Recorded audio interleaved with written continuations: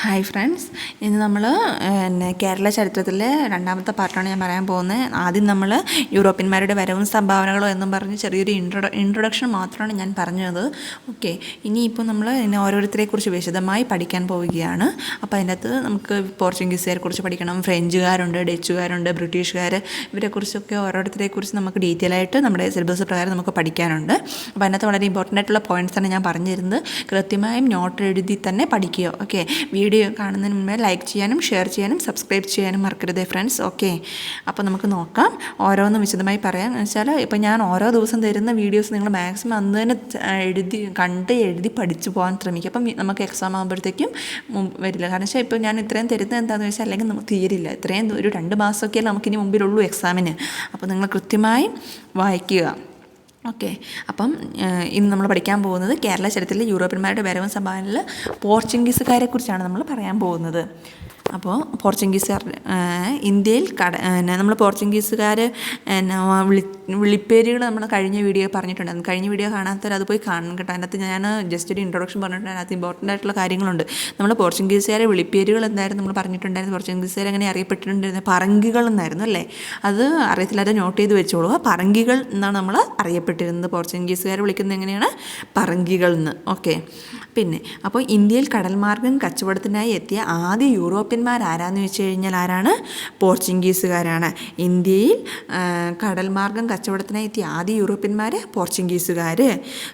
Cape of good hope വഴി കേരളത്തിൽ എത്തിച്ചേർന്ന ആദ്യത്തെ യൂറോപ്യൻ ശക്തി ആരാന്ന് ചോദിച്ചാലും അതും പോർച്ചുഗീസുകാരാണ്. ഓക്കെ, ഗോവ, ദമാൻ, ദിയു എന്നിവരായിരുന്നു ഇന്ത്യയിൽ ഇവരുടെ പ്രധാന വാണിജ്യ കേന്ദ്രങ്ങൾ. ഇത് ഇമ്പോർട്ടൻ്റ് ആണ്, മറക്കരുത്. ഗോവ, ദാമൻ, ദിയു എന്നിവയായിരുന്നു ഇന്ത്യയിൽ ഇവരുടെ പ്രധാന കേന്ദ്രങ്ങൾ. അപ്പോൾ ഒന്നുകൂടെ നോക്കിക്കോ, ഇന്ത്യയിൽ കടൽമാർഗ്ഗം കച്ചവടത്തിനെത്തിയ ആദ്യ യൂറോപ്യന്മാരാരാണ്? പോർച്ചുഗീസുകാർ. കേപ്പ് ഓഫ് ഗുഡ് ഹോപ്പ് വഴി കേരളത്തിൽ എത്തിച്ചേർന്ന ആദ്യത്തെ യൂറോപ്യൻ ശക്തി പോർച്ചുഗീസുകാർ. ഗോവ, ദമാൻ, ദിയു എന്നിവയായിരുന്നു ഇവരുടെ പ്രധാന വാണിജ്യ കേന്ദ്രങ്ങൾ. അടുത്തത് ഇനി അടുത്ത് നമ്മൾ വാസ്കോ ഡ ഗാമയെക്കുറിച്ചാണ് നമ്മൾ പറയുന്നത്. വാസ്കോ ഡ ഗാമ കടൽമാർഗ്ഗം ഇന്ത്യയിലെത്തിയ ആദ്യ യൂറോപ്യൻ ആരാണ്? Vasco da Gama.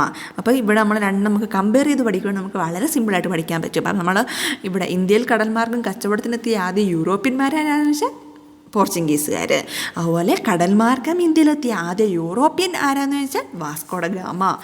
Vasco da Gama ഇന്ത്യയിലേക്ക് എത്തിയ ഐതിഹാസിക യാത്ര ആരംഭിച്ച സ്ഥലം എവിടെയാണെന്ന് വെച്ചാൽ ലിസ്ബണിലാണ്. 1497.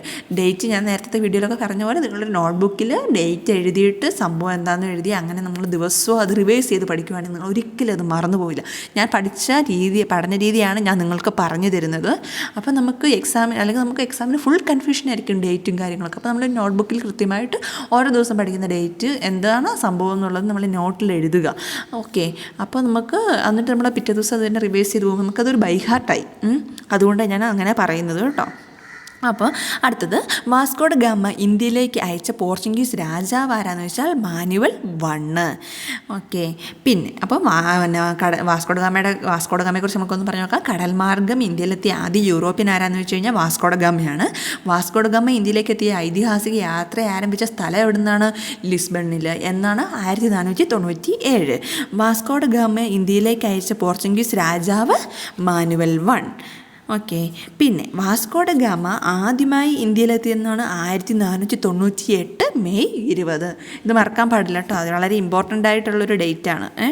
വാസ്കോ ഡ ഗാമ ഇന്ത്യയിൽ വന്നിറങ്ങിയ സ്ഥലം എവിടെയാണ്? കാപ്പാട്, കോഴിക്കോടാണ്. പോർച്ചുഗീസുകാർ കോഴിക്കോടിനെ വിളിച്ചിരുന്നത് കാലേക്കുച്ച് എന്നാണ്. കാലേക്കുച്ച് എന്നാണ്. ഇപ്പം നമ്മൾ കാലിക്കറ്റ് എന്നല്ല അറിയപ്പെടുന്നത്. ഓക്കെ, വാസ്കോ ഡ ഗാമ സഞ്ചരിച്ച കപ്പലിൻ്റെ പേര് എന്താണ്? Saint Gabriel. Vasco da Gama സഞ്ചരിച്ച കപ്പലിൻ്റെ പേരെന്താണ്? Saint Gabriel. Vasco da Gama Vasco da ഗാമയുടെ കപ്പൽ വ്യൂഹത്തിലുണ്ടായിരുന്ന മറ്റു കപ്പലുകൾ ഏതൊക്കെയാണ്? Saint Raphael, Saint Berrio. Okay, ഇതൊക്കെയാണ് ഉണ്ടായിരുന്നത്. അപ്പോൾ നമുക്കൊന്നും കൂടെ നോക്കാം. വാസ്കോ ഡ ഗാമ വളരെ ഇമ്പോർട്ടൻ്റ് ആയിട്ടുള്ളൊരു ഇതാണ്. അപ്പോൾ നമ്മളത് കൃത്യമായി വാസ്കോ ഡ ഗാമയെക്കുറിച്ച് അറിഞ്ഞിരിക്കണം. അപ്പോൾ ഒന്നുകൂടെ നമുക്ക് നോക്കാം എന്തൊക്കെയാണ് പറഞ്ഞാൽ കടൽ മാർഗ്ഗം ഇന്ത്യയിലെത്തിയ ആദ്യ യൂറോപ്യൻ ആരാണ്? Vasco da Gama. Vasco da Gama Vasco da ഗാമയുടെ ഇന്ത്യയിലേക്കുള്ള ഐതിഹാസിക യാത്ര ആരംഭിച്ച സ്ഥലം എവിടെയാണ്? ലിസ്ബൺ, 1497. വാസ്കോ ഡ ഗാമയെ ഇന്ത്യയിലേക്ക് അയച്ച പോർച്ചുഗീസ് രാജാവ് ആരാണ്? മാനുവൽ 1. വാസ്കോ ഡ ഗാമ ആദ്യമായി ഇന്ത്യയിലെത്തിയത് 1498 മെയ് 20. അപ്പോൾ ആരംഭിച്ച എന്നാണ് വാസ്കോ ഡ ഗാമ ഇന്ത്യയിലേക്കുള്ള ഐതിഹാസിക യാത്ര ആരംഭിച്ചത് 1497. എന്നാൽ വാസ്കോ ഡ ഗാമ ആദ്യമായി ഇന്ത്യയിൽ എത്തിയതെന്നാണ് 1498 മെയ് 20. വാസ്കോ ഡ ഗാമ ഇന്ത്യയിൽ വന്നിറങ്ങിയ സ്ഥലം എവിടെയാണ്? കാപ്പാട്, കോഴിക്കോട്. പോർച്ചുഗീസുകാർ കോഴിക്കോടിനെ വിളിച്ചിരുന്നത് എന്താണ്? കാലേക്കുച്ച്. വാസ്കോ ഡ ഗാമ സഞ്ചരിച്ച കപ്പലിൻ്റെ പേരെന്താണ്? Saint Gabriel. വാസ്കോ ഡ ഗാമയുടെ കപ്പൽ വ്യൂഹത്തിലുണ്ടായിരുന്ന മറ്റു കപ്പലുകൾ അതിൻ്റെ പേരെന്തൊക്കെയാണ്? Saint Raphael, Saint Berrio. Okay. പിന്നെ വാസ്കോ ഡ ഗാമയുടെ യാത്രയ്ക്ക് ചിലവായ തുക എത്രയെന്നറിയാമോ? 60 ഇരട്ടിയോളം ലാഭമാണ് ഇന്ത്യയിൽ നിന്നും കൊണ്ടുപോയ വിഭവങ്ങൾ വിറ്റഴിക്കുക വഴി ലഭിച്ചത്. വാസ്കോ ഡ ഗാമയുടെ യാത്രയ്ക്ക് ചിലവായ തുകയുടെ 60 ഇരട്ടിയോളം ലാഭമാണ് ഇന്ത്യയിൽ നിന്നും കൊണ്ടുപോയ വിഭവങ്ങൾ വിറ്റഴിക്കുക വഴി വാസ്കോ ഡ ഗാമയ്ക്ക് അത്രയും ലാഭമാണ് അവർക്ക് ലഭിച്ചത്. ഇനി നമ്മൾ മാനുവൽ രാജാവിനെ കുറിച്ച് പറയുകയാണ്. നമ്മൾ പറഞ്ഞല്ലോ മാനുവൽ രാജാവിനെ കുറിച്ച് എന്താണ് നമ്മൾ പറയുന്നത്? വാസ്കോ ഡ ഗാമ ഇന്ത്യയിലേക്ക് അയച്ച പോർച്ചുഗീസ് രാജാവ് ആരാണ്? മാനുവൽ 1. ഓക്കെ. അപ്പോൾ മാനുവൽ രാജാവ് ഗാമയ്ക്ക് ഡോം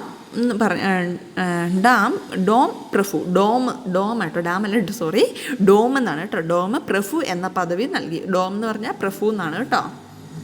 അതുകൊണ്ട് നിങ്ങൾ ശ്രദ്ധിക്കണം കേട്ടോ, തെറ്റിയിട്ടുണ്ട്. ഡാമല്ല, ഡോം. ഓക്കെ. ഡോമാണ് വരിക കേട്ടോ അവിടെ. ഡോം എന്ന പദവി നൽകി. എനിക്കിതിൻ്റെ അകത്ത് കൃത്യമായിട്ട് അങ്ങോട്ട് ചെയ്യാൻ അറിയത്തില്ല. നോക്കട്ടെ, നടക്കുക.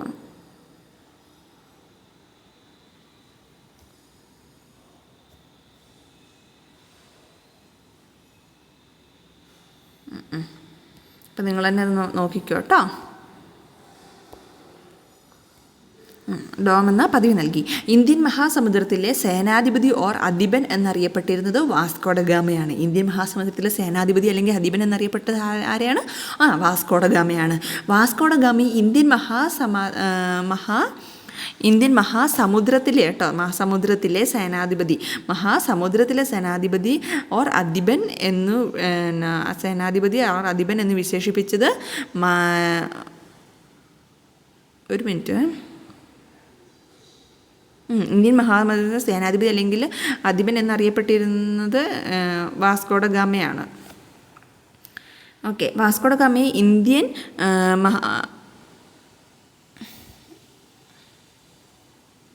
മഹാസമുദ്രത്തിലെ സേനാധിപതി അധിപൻ എന്ന് വിശേഷിപ്പിച്ചത് ആരാണ്? മാനുവൽ രാജാവാണ്. ഓക്കെ.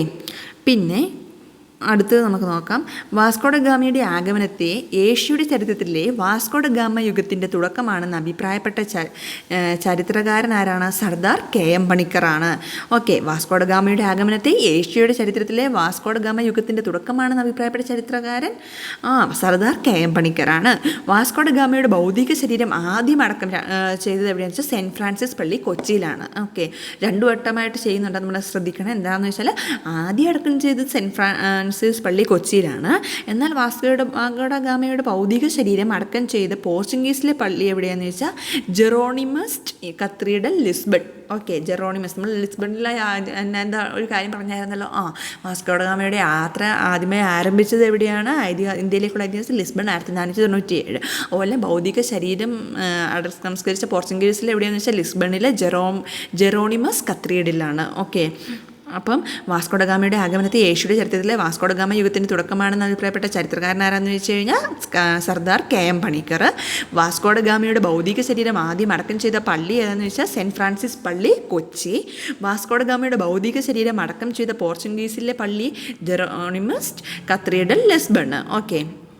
പിന്നെ വാസ്കോഡ ഗാമ എന്ന സ്ഥലം സ്ഥിതി ചെയ്യുന്ന ഇന്ത്യൻ സംസ്ഥാനം എവിടെയാണ്? ഗോവ. വളരെ സിമ്പിളായിട്ടുള്ള കാര്യമാണ്. പക്ഷേ ഇതൊക്കെ നമുക്ക് സിമ്പിളാണെന്ന് വിചാരിച്ചില്ല, എക്സാമിന് നമുക്ക് ഭയങ്കര കൺഫ്യൂഷൻ അടിക്കുന്ന ഫാക്ടേഴ്സാണ് ഞാനിപ്പോൾ പറയുന്നത് കേട്ടോ. അപ്പോൾ എല്ലാവരും കൃത്യമായിട്ട് നോക്കുക. വാസ്കോഡ ഗാമ എന്ന സ്ഥലം സ്ഥിതി ചെയ്യുന്ന ഇന്ത്യൻ സംസ്ഥാനം എവിടെയാണെന്ന് വെച്ചാൽ എവിടെയാണ്? ഗോവയിലാണ്. ഓക്കെ, അപ്പോൾ അത്രയാണ് നമുക്ക് അതിനകത്ത് വാസ്കോഡ ഗാമയുടെ പറയുന്നത്. പിന്നെ വാസ്കോഡ ഗാമയുടെ പ്രധാനപ്പെട്ട ഇമ്പോർട്ടൻ്റ് ആയിട്ടുള്ള ഡേറ്റ്സുകൾ. വാസ്കോഡ ഗാമ നമ്മൾ അത് ഒരു വട്ടത്തിൽ നമ്മൾ കൃത്യമായി പഠിക്കണം, എന്നാൽ മാത്രമേ നമുക്ക് എവിടെ നിന്നാണ് ചോദിക്കുന്നത് നമുക്ക് പറയാൻ പറ്റില്ലോ. അപ്പോൾ ഈ ഡേറ്റ്സ് നിങ്ങൾ കൃത്യമായിട്ട് ഓർത്തിരിക്കണമെങ്കിൽ വളരെ ഇമ്പോർട്ടൻ്റ് ആയിട്ടുള്ള ഡേറ്റ്സ് മാത്രമേ നിങ്ങൾക്ക് ഇവിടെ തന്നിട്ടുള്ളൂ. നമുക്ക് സിമ്പിളാണ്, ഓർത്തിരിക്കാൻ സിമ്പിളാണ്. ഓക്കെ, ഞാൻ പറഞ്ഞല്ലോ 1498 മെയ് 20 വാസ്കോഡ ഗാമ ഇന്ത്യയിൽ ആദ്യമായി എത്തിയെന്ന് ഞാൻ പറഞ്ഞു. 1497 എവിടെയാണ് നമുക്ക് ലിസ്ബണിൽ വെച്ച് ഇന്ത്യയിലേക്കുള്ള യാത്ര വാസ്കോഡ ഗാമ ആരംഭിച്ചു. എന്നാൽ ഇന്ത്യയിൽ എപ്പോഴാണ്? 1498 മെയ് 20 വാസ്കോഡ ഗാമ ആദ്യമായി ഇന്ത്യയിലെത്തി. അത് ആരും ഒരിക്കലും മാർക്കില്ല, നമ്മൾ ഓൾറെഡി പഠിച്ചു വന്നതാണല്ലോ. എന്നാൽ 1499 വാസ്കോഡ ഗാമ ലിസ്ബണിൽ മടങ്ങിയെത്തി. അപ്പോൾ നമുക്ക് വളരെ സിമ്പിളാണ്. 1497 ലിസ്ബണിൽ നിന്ന് യാത്ര ആരംഭിച്ചു. എന്നിട്ട് 1498 മെയ് 20 വാസ്കോഡ ഗാമ ഇന്ത്യയിൽ വന്നു. അത് കഴിഞ്ഞ് 1499 വാസ്കോഡ ഗാമ ലിസ്ബണിൽ മടങ്ങിയെത്തി. അത് കഴിഞ്ഞ് അതാണ് ഫസ്റ്റ് ഇന്ത്യയിലെത്തുന്നത്. ഓക്കെ, അത് കഴിഞ്ഞ് നമ്മൾ ഓർത്തിരിക്കേണ്ടത് 2 വർഷം ഗ്യാപ്പ് ഇട്ട് കഴിഞ്ഞാൽ 1502 വാസ്കോഡ ഗാമ രണ്ടാമതായി ഇന്ത്യയിലെത്തുന്നു. അത് അത്രയും ഓർത്തിരുന്നാൽ മതി. പിന്നെ ഈ 1502 ഓർത്തിരിക്കുക. ഓക്കെ, അപ്പോൾ അത് പിന്നെ 1524 നമ്മൾ വളരെ കാര്യമായി ഓർത്തിരിക്കണം. കാരണം വെച്ചാൽ അതിൻ്റെ അകത്ത് കുറേ കാര്യങ്ങളൊക്കെ പഠിക്കാനുണ്ട്. വാസ്കോഡ ഗാമ മൂന്നാമതായും അവസാനമായും ഇന്ത്യയിലെത്തിയത് ഈ 1524 ആ സമയത്ത് വാസ്കോഡ ഗാമ പോർച്ചുഗീസ് വൈസ്രോയിയായി. ഓക്കെ, അപ്പോൾ വാസ്കോഡ ഗാമ മൂന്നാമതായും അവസാനമായി ഇന്ത്യയിലെത്തിയതെന്നാണ് 1524 അന്ന്.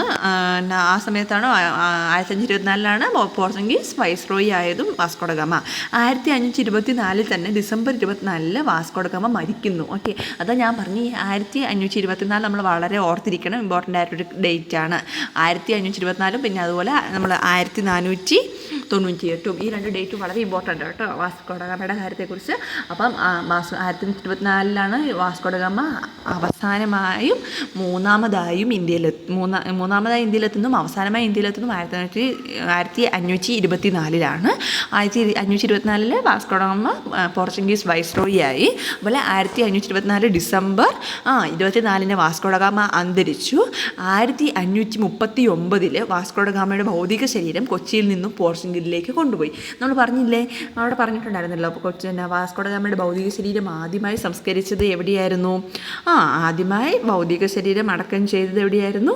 സെൻറ്റ് ഫ്രാൻസിസ് പള്ളി, കൊച്ചി.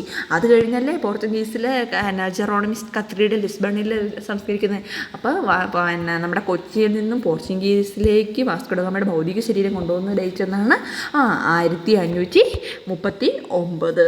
ഓക്കെ, ഇത്രയാണ് നമ്മൾ വാസ്കോഡ ഗാമയെക്കുറിച്ച് അറിഞ്ഞിരിക്കേണ്ട പ്രധാനപ്പെട്ട കാര്യങ്ങൾ. ഞാൻ വളരെ ഇമ്പോർട്ടൻ്റ് ആയിട്ടുള്ള കാര്യങ്ങൾ മാത്രമേ നിങ്ങൾക്ക് പറഞ്ഞിട്ടുള്ളൂ കേട്ടോ. അപ്പോൾ ഒന്നും ഇതിനകത്ത് സ്കിപ്പ് ചെയ്യാണ്ട് പഠിക്കുക. നമുക്ക് ഒന്നും കൂടെ നോക്കാം ഇന്നെടുത്തത് ഫുള്ള്. ഞാൻ ആദ്യം പറയുന്ന പോർച്ചുഗീസുകാരെ കുറിച്ചാണ് പറയുന്നതെന്ന് പറഞ്ഞത്. നമ്മൾ പോർച്ചുഗീസുകാരെ അറിയപ്പെട്ടിരുന്നത് എന്തായിരുന്നു പേര്? പറങ്കികൾ എന്നായിരുന്നു കേട്ടോ. അറിയത്തില്ലാവരും അത് എഴുതി വെച്ചു കേട്ടോ. അപ്പോൾ ഇന്ത്യയിലെ കടൽ മാർഗം കച്ചവടത്തിനായി എത്തിയ ആദ്യ യൂറോപ്യന്മാരാരാണ്? പോർച്ചുഗീസുകാർ. കേപ്പ് ഓഫ് ഗുഡ് ഹോപ്പ് വഴി കേരളത്തിൽ എത്തിച്ചേർന്ന ആദ്യത്തെ യൂറോപ്യൻ ശക്തി പോർച്ചുഗീസുകാർ. പോർച്ചുഗീസുകാരുടെ ഇന്ത്യയിലെ പ്രധാന വാണിജ്യ കേന്ദ്രങ്ങൾ ഏതാണ്? ഗോവ, ദമാൻ, ദിയു. ഇത് മറക്കരുത് കേട്ടോ. ഈ 3 സ്ഥലങ്ങൾ പ്രധാനപ്പെട്ടതാണ്. നമുക്ക് കൺഫ്യൂഷനായിട്ട് അവരിടും എക്സാമിന്, അതുകൊണ്ട് ഞാൻ പറയുന്നത്. ഗോവ, ദമാൻ, ദിയു. ഓക്കെ, പിന്നെ വാസ്കോഡ ഗാമയെക്കുറിച്ചാണ് നമ്മൾ പറയുന്നത്. അപ്പോൾ ഇത് കടൽ മാർഗം ഇന്ത്യയിലെത്തിയ ആദ്യ യൂറോപ്യൻ വാസ്കോഡ ഗാമ. അതുപോലെ ഇന്ത്യയിൽ കടൽ മാർഗം കച്ചവടത്തിനായി എത്തിയ ആദ്യ യൂറോപ്യന്മാർ പോർച്ചുഗീസുകാർ. കടൽ മാർഗം മറക്കരുത് കേട്ടോ, രണ്ടും കൺഫ്യൂഷൻ അടിക്കുക. അതുകൊണ്ട് ഞാൻ പറയുന്നത് കൺഫ്യൂസിങ് ഫാക്റ്റാണത്. കടൽ മാർഗം ഇന്ത്യയിലെത്തിയ ആദ്യ European Vasco da Gama. Vasco da gamma ഇന്ത്യയിലേക്ക് ഉള്ള ഐതിഹാസിക യാത്ര ആരംഭിച്ച സ്ഥലം എവിടുന്നാണ്? ലിസ്ബണിൽ 1497. എന്നിട്ട് 1498 ഇന്ത്യയിലെത്തുന്നു അല്ലേ? അതല്ലേ നമ്മൾ പറഞ്ഞത്? 1498 നമ്മൾ ഇന്ത്യയിലെത്തുന്നു മെയ് 20. എന്നിട്ട് 1499 വാസ്കോഡ ഗാമ തിരികെ മടങ്ങുന്നു. ലിസ്ബണിൽ അല്ലേ? ഇത്രയല്ലേ നമ്മൾ ആ ഒരു ഡേറ്റ് അടുപ്പിച്ച് നമ്മൾ പറഞ്ഞത്? അതെ, മറക്കരുത് കേട്ടോ. വാസ്കോഡ ഗാമ ഇന്ത്യയിലേക്ക് അയച്ച പോർച്ചുഗീസ് രാജാവ് ആരാണ്? മാനുവൽ 1. പിന്നെ വാസ്കോഡ ഗാമ ആദ്യമായി ഇന്ത്യയിൽ എത്തിയതെന്നാണ് 1498 മെയ് 20. ഞാൻ പറഞ്ഞില്ലായിരുന്നോ? നേരത്തെ പറഞ്ഞില്ലേ? 1497 വാസ്കോഡ ഗാമ ലിസ്ബണിൽ നിന്ന് പുറപ്പെടുന്നു. 1498 മെയ് 20 വാസ്കോഡ ഗാമ ഇന്ത്യയിലെത്തുന്നു. 1499 വാസ്കോഡ ഗാമ തിരികെ മടങ്ങിപ്പോകുന്നു. വാസ്കോഡ ഗാമ ഇന്ത്യയിൽ വന്നിറങ്ങിയ സ്ഥലം എവിടെയാണ്? കാപ്പാട്, കോഴിക്കോട്.